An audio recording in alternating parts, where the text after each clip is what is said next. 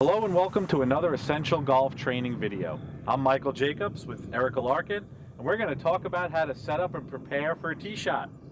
There's nothing more important than getting off to a great start on a hole and hitting a good drive in the fairway. If you hit a poor drive, it sets up the whole hole for a tough experience. Now, there's a lot of things you need to do different just for the driver when you're setting up. So we're going to have Erica take her setup for when she's hitting a driver.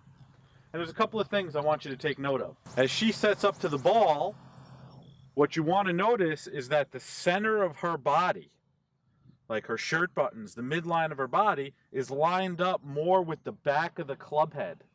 And what that does is, by having her body back behind the ball more, is it allows her, when she's coming into contact, for the club to be striking the ball on an upward, hitting up, ascending strike.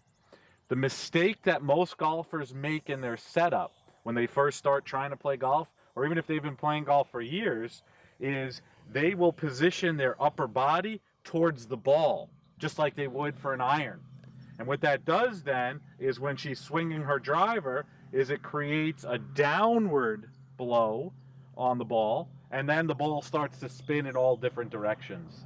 So the first step in getting a good setup with your driver is to make sure the midline of your body is lined up behind the ball, and we like to use the back of the club head as a good point to use as a reference. Now, you'll notice that the position of the ball is forward in her stance. With the driver, it's going to be the forwardmost of all the clubs in your bag. That too will promote the upward strike. Now, when Erica sets up, you'll notice that the ball is being positioned up by her left shoulder or her left leg, and that's a good starting point. Sometimes people just focus in on where it is in relation to their feet, and if you take a really wide stance, then you could end up positioning the ball outside your body. So I often recommend using the left shoulder or left hip as your benchmark for where you should position the ball with the driver. When it comes to distance from the ball when you're setting up, you're going to take your setup and stance like you would for any other club, and then the length of the club will dictate how far you're standing. The best checkpoint that I have found after 20 years of teaching is that when you take your setup, that you would want the left hand to be directly underneath your chin if you're a good distance from the ball. So if I'm consistently getting into a good setup, my left hand would be directly under my chin.